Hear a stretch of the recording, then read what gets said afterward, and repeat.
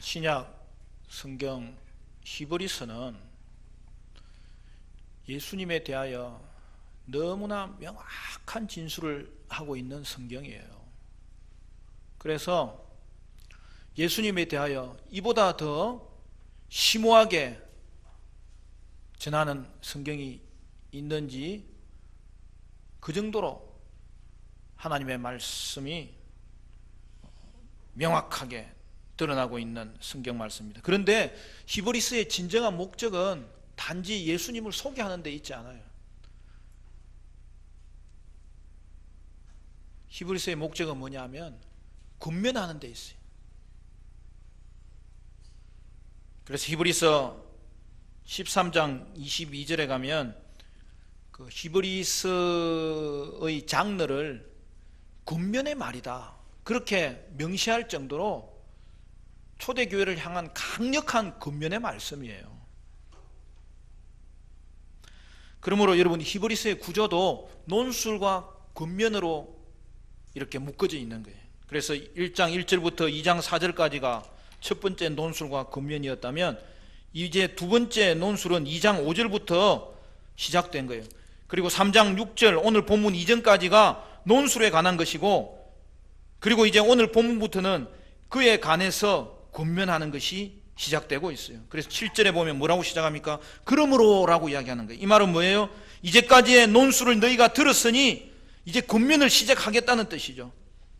앞에서 히브리 기자는 우리의 죄를 사하시기 위해서 신실하게 일하신 예수님을 소개하고 있었어요. 그러므로 이제 우리는 어떻게 해야 되는 것입니까? 신실한 대제사장 예수님을 따라서 우리도 신실하게 우리의 삶을 이끌어가야 된다는 거예요. 그것은 다름이 아니라 세상에 미혹이 오고 박해가 오고 핍박이 올지라도 그러한 가운데서도 하나님의 말씀을 신실하게 붙잡고 순종하는 자리까지 나아가야 된다는 거죠. 여러분, 오늘 본문의 이 특징은 보면 성경 속의 성경 해석입니다. 여러분, 오늘 본문 자체가 하나의 설교예요. 히브리서 기자의 이 강해 설교의 진면목을 볼 수 있어요. 그래서 여러분, 7절부터 11절은 성경을 낭독하는 거예요. 그리고 12절부터 19절은 낭독한 성경을 기초로 권면의 말씀, 히브리서 청중을 향한 강해 설교의 말씀이 전해지고 있는 거죠. 여러분, 7절부터 11절은 내용이 뭐예요? 성경 구절 낭독한 내용이 구약 성경 시편 95편 후반부, 정확히는 시편 95편 7절에서 11절까지를 낭독한 거예요. 근데 여러분, 시편 91편 전체를 보면, 찾아보지는 않겠습니다만 오늘 본문을 보면 알잖아요. 이는 시편 기자의 독자적인 내용이 아니에요. 시편 기자가 모세 오경에 나오는 다양한 성경 구절을 인용하여서 기록한 거고, 그렇게 설교한 거예요. 그리고 오늘 본문 말씀은 7절부터 여러분 19절 말씀은 뭐예요?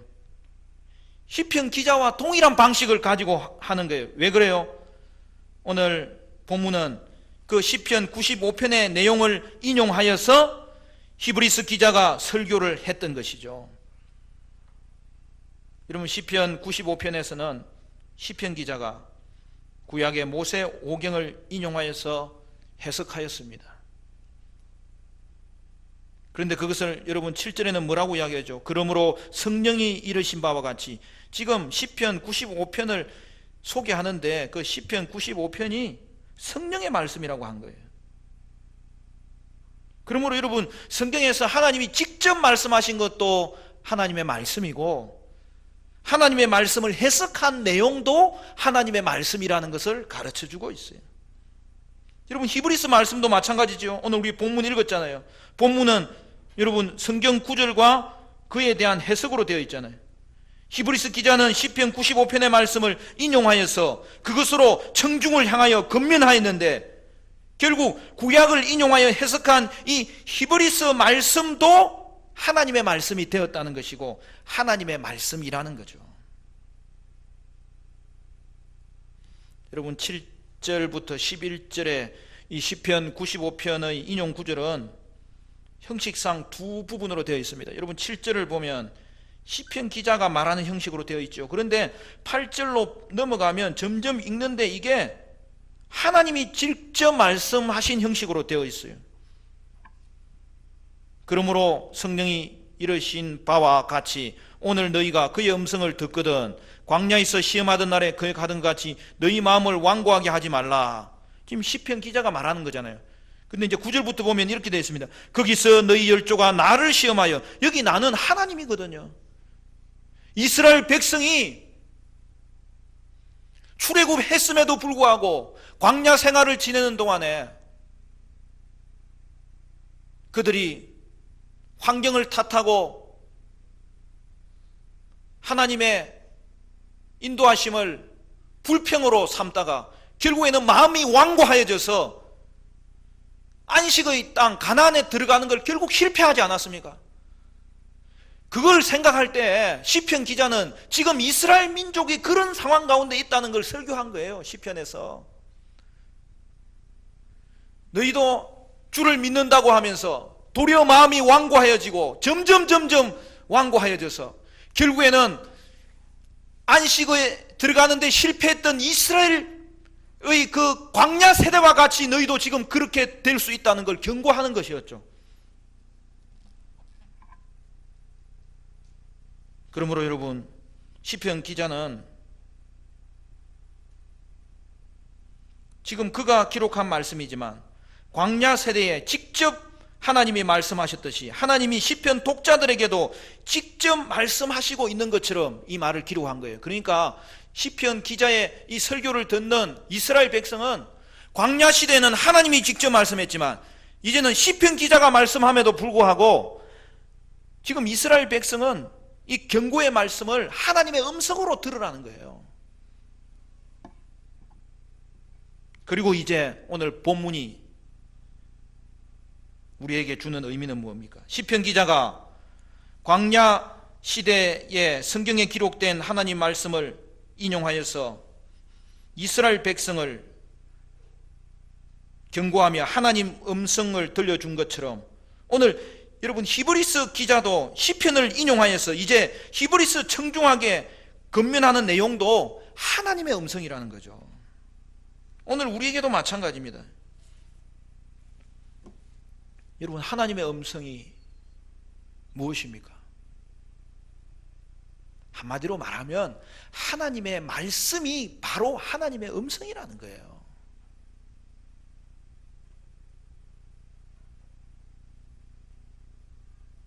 오늘날 많은 사람들이 착각하는데 하나님의 음성을 듣는다 이야기하는데 그 말은 아주 중요한 말이에요. 근데 그것은 분명한 사실이 뭐냐면 하나님의 음성을 직접 듣는 게 아니에요. 그렇지 않습니다. 특별히 신구약 성경이 완성되고 나서는 그렇게 하지 않으셔요. 왜 그래요? 하나님의 음성을 직접 듣는 것은 너무 빈약한 거예요. 하나님의 말씀 없이 하나님의 음성은 이제는 없는 거예요. 오늘 저와 여러분에게 하나님은 하나님의 말씀으로 주의 음성을 들려주신다는 사실을 히브리서 성경을 기록하고 그 히브리서 말씀을 듣는 그 히브리서 공동체에서부터 이미 시작된 내용임을 오늘 성경이 가르쳐주고 있는 거예요. 그래서 오늘 본문에는 재미나는 장면이 몇 개 나옵니다. 여러분 우리가 7절을 시작하면서 시편 기자의 설교가 하나님의 말씀이라는 걸 살펴봤고 그리고 그것은 광야에서 이스라엘 백성이 직접 들었던 음성처럼 이 말씀을 통하여 하나님이 시편 기자의 말씀을 듣는 자들이 하나님의 음성 듣는 것으로 오늘 본문은 표현하고 있잖아요. 7절에. 근데 여기서 중요한 것이 또 하나 더 있습니다. 오늘 너희가 그의 음성을 듣거든. 여러분 하나님의 음성을 들으니까 그게 오늘 들리는 것 아닙니까? 그러니까 오늘 하나님이 너희에게 구약의 그 말씀을 생각나게 해서 나를 통하여 너에게 음성 들려주고 있다. 그래서 오늘이라는 것이 강조되고 있는 거예요. 그런데요, 동일한 표현을 히브리서 기자가 쓰는 거예요. 여러분 13절을 보십시오. 오직 오늘이라 일컫는 동안에. 여러분 7절에서 시편 기자는 오늘 주님께서 이스라엘 말씀에게 경고의 말씀을 주셨다고 하였고, 또한 13절에서는 히브리서 기자도 오늘 하나님께서 히브리서 청중에게 경고의 말씀을 주신다고 하는 거예요. 그러므로 오늘 우리도 마찬가지인 거죠. 이제는 히브리서 청중에게 전하는 말씀은 신약시대 이후에 히브리서 성도들이나 우리나 동일하다는 거예요. 주님은 오늘 이 본문을 통하여 오늘 성도 여러분에게 주시는 하나님의 말씀이 바로 오늘 이 성경 말씀이고, 그러므로 저와 여러분은 이 말씀 들을 때에 하나님이 오늘 여러분에게 주시는 주의 음성으로 들으시기를 주님의 이름으로 축복합니다. 따라서 우리는 시편에서 주신 하나님의 말씀을, 오늘 히브리서를 통해서 주신 하나님의 말씀을 오늘 우리의 현재와 미래에 관한 경고로 들을 수 있어야 된다는 거죠. 광야 세대는 출애굽했음에도 불구하고 광야에서 결국 불순종하여 안식의 땅에 들어가는데 실패한 것을 경고로 우리에게 주시는 말씀이죠. 여러분 이 말씀 들을 때 여러분 어떤 생각이 드십니까? 나도 완악하여져서 안식에 들어가는데 실패하는 자가 아닌지 우리는 그런 생각이 드는 거예요. 그런데 말입니다, 여러분 걱정하지 마세요. 그런 생각이 드는 사람이 진짜인 거예요. 하나님의 말씀이 들리는 거예요.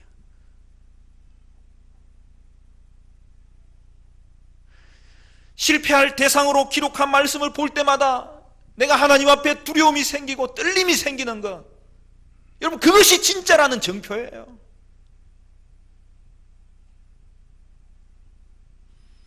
하나님의 말씀을 하나님의 음성으로 듣는 자는 결코 멸망하지 않습니다.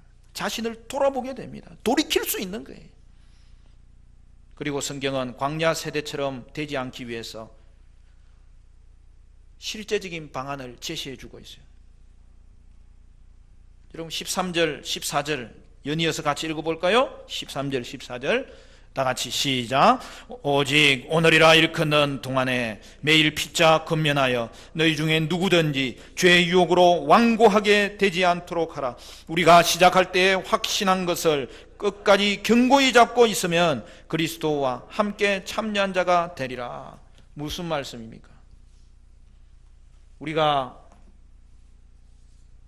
광야 세대의 일들을 반면교사로 삼아야 되고, 그리하여 완고한 마음을 우리는 다스릴 수 있어야 된다는 거예요. 그래서 14절에 뭐라고 이어집니까? 마음을 완고하게 하지 말고 견고하게 하라는 거죠. 여러분 히브리서 성경을 전해받는 공동체는 당시 박해받는 공동체였습니다. 그 박해가 얼마나 심했던지 배교하는 자들이 일어나기 시작했어요. 특별히 그 박해로 인하여 이전의 유대교로 돌아가고자 하는 사람들이 생기기 시작했어요. 어떤 자들은 신앙이 나태해지기 시작했어요. 그러나 여러분, 이전의 유대교로 돌아가는 것은 이전의 멸망의 자리에 또다시 돌아가는 꼴이 되는 것이죠. 그러므로 시편 기자와 마찬가지로 히브리서 기자가 오늘 우리에게 주시는 말씀은 뭡니까? 성도는 박해 중에서라도 완고함을 버려야 되고 끝까지 견고한 마음으로 돌아서야 된다는 것을 가르쳐주고 있는 거죠. 여러분 신앙생활은 점점 완고함에서 돌이켜 견고함에 이르는 거예요. 신앙생활을 오래 하면 오래 할수록 잠시 우리가 받는 환난으로 인하여서 완고해질 수 있지만은 또 돌이켜서 견고해지고 또 돌이켜서 견고해지고 점점 완고함이 견고함으로 변화되는 삶을 말하는 거죠. 여러분, 극적인 경험이 시험 당할 때에 우리의 신앙을 오래 지켜주지 못합니다. 완고한 마음을 다스리는 방법은 하나님의 음성을 들어야 되는 거죠. 하나님의 말씀을 항상 묵상하는 것이죠. 말씀으로 우리 자신을 점검하는 것이죠. 그리하여 받은 은혜는 기억하고 견고함은 유지할 수 있어야 되는 거죠. 그러므로 사랑하는 성도 여러분, 성도는 어떠한 상황 가운데서도 반드시 말씀을 순종하는 자리에 올라서야 되는 것이죠. 구체적으로는 말씀에 순종하도록 훈련해야 되는 것이죠. 여러분, 신앙생활은 계속해서 훈련하는 과정이에요. 그것이 바로 우리가 신앙 성숙을 그렇게도 강조하는 이유예요. 여러분, 훈련과 성숙은 비유로 따지자면 사도 바울이 그렇게 이야기했잖아요. 죄의 옷을 자꾸 벗는 거예요. 여러분, 우리의 신분은 변화되었어요. 그러나 그에 맞지 않는 옷이 생겼을 때는, 또는 입고 있는 옷이 더럽혀졌을 때는 이 죄의 옷은 자꾸 벗어야 되고 의의 옷은 자꾸 입는 거예요. 성도는 변화된 신분에도 불구하고 계속해서 죄의 옷은, 더럽혀진 옷은 벗어야 되는 거예요. 여러분, 누더기 옷을 벗지 않는 것은 성도의 신분에 맞지 않다는 거예요. 그러므로 성도인 여러분은 성도답기 위해서, 자녀답기 위해서 부단히 자신을 돌아보며 말씀으로 훈련하며 계속해서 의의 옷을 입고 죄의 옷은 벗는 이 과정을 충실하게 해 나가야 돼요. 근데 누더기 옷을 갈아입지 않고 계속 입으면 어떻게 되는 겁니까? 그냥 거지가 돼버리는 거예요. 그러므로 여러분, 신앙생활은 그냥 가만히 앉아서 하는 게 아니에요. 주님이 대신 해주는 것도 아니에요. 우리의 구원은 하나님이 전적으로 은혜 가운데서 우리를 살려주시지만, 이제 살아난 자로서 우리는 자라나는 이 과정 가운데서는 하나님이 여러분의 순종을 기다리시고 그 과정을 통해서 거룩하게 되기를 만드시기 위해서 하나님은, 지금도 하나님의 은혜가 머물지만 그 은혜는 거룩해지도록 하는 은혜예요.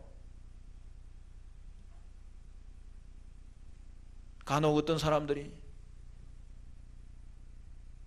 신앙생활 그냥 가만히 있는 걸로 착각하는데 그렇지 않습니다.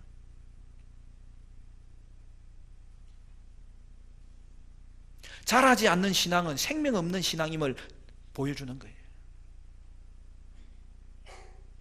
그러므로 오늘 신앙생활에서 훈련과 단련이 얼마나 중요한지 몰라요.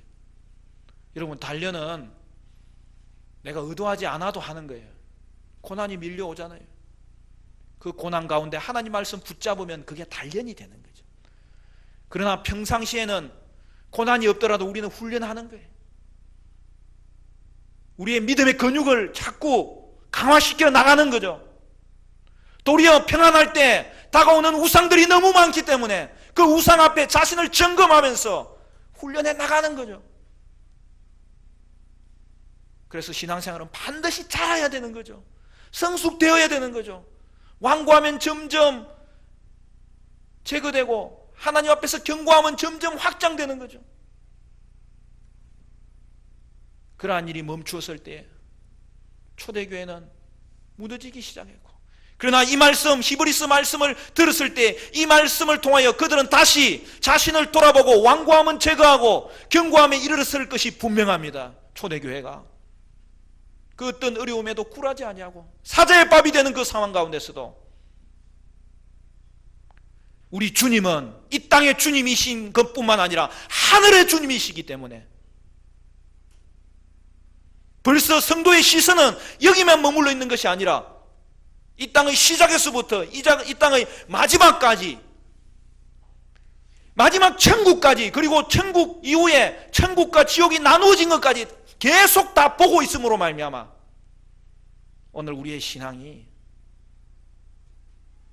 그저 단순한 생각의 신앙이 아니라 우리의 삶 가운데 길이 되고 진리가 되고 생명이 되고, 예수님은 우리의 단순한 알의 대상이 아니라 경배의 대상이 되기 때문에 믿음으로 순종하고 삶으로 순종하는 복된 은혜의 역사를 이루었던 것이죠.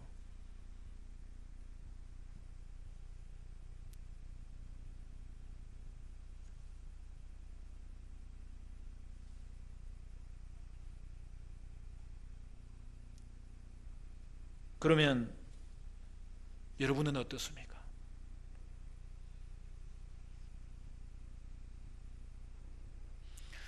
신앙생활은 계속 자라야 되는 거예요. 그래서 사랑하는 성도 여러분, 성도에게는 훈련이 필수입니다. 성숙이 필수입니다. 그런데 훈련은 혼자 하는 게 아니에요. 훈련과 성숙은 공동체를 통해서 이루어지는 거예요. 그게 교회예요. 성도가 서로 연결되어 있음으로 말미암아 자라기 시작하는 거예요. 성령의 열매는 그래서 언제나 관계적이에요. 사랑과 희락과 화평은 혼자서 할 수 있는 게 아니에요. 하나님의 교회에 붙어 있어서 그로 말미암아 하나님과의 관계가 회복될 뿐만 아니라 성도와의 관계를 통해서 모난 부분이 깎이게 되고 내 연약함을 깨닫게 되고 나의 악함도 확인하게 되고 결국에는 표대를 향하여 점점 나아가게 된다는 사실이죠. 여러분, 성경 본문 책갈피 해놓으시고 에베소서 4장으로 가봅시다. 에베소서 4장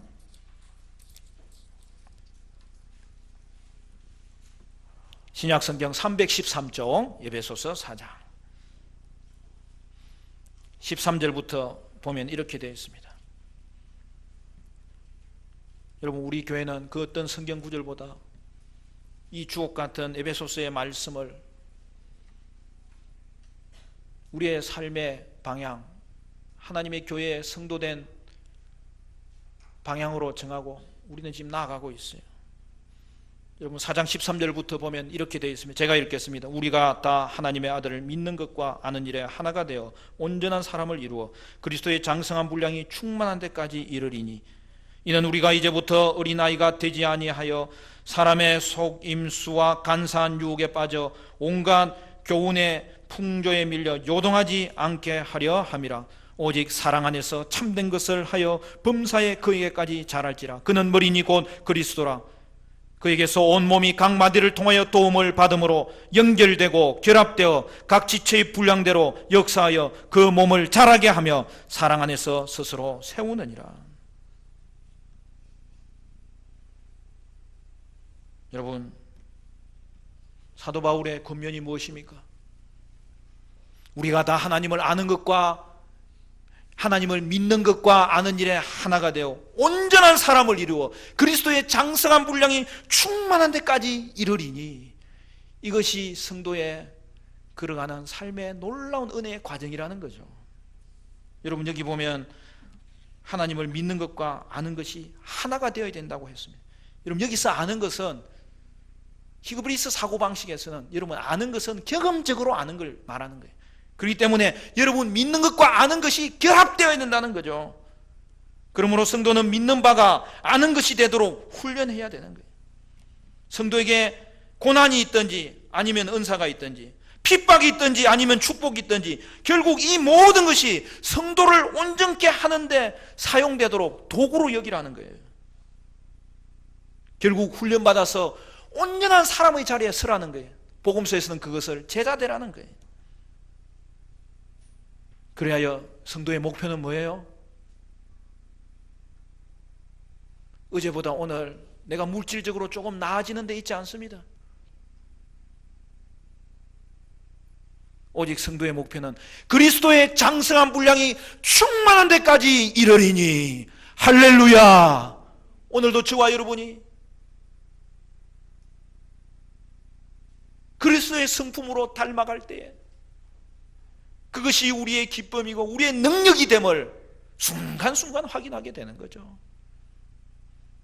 그리고 그것은 박해 가운데 잠시 흔들릴 수 있지만 결국에는 꽃 피우는 것을 보게 되는 거죠.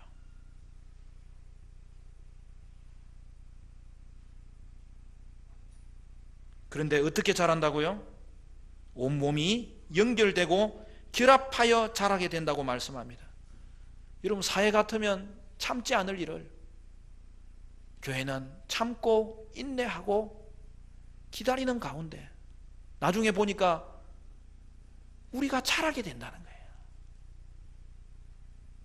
그래서 신앙생활은 결코 혼자 하는 것은 있을 수 없는 일이에요.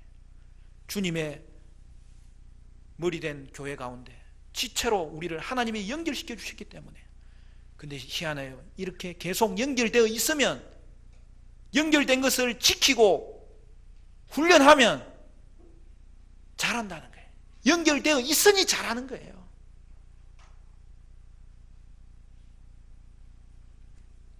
오늘 13절에 동일한 말씀이 나오죠. 히브리서 3장 13절.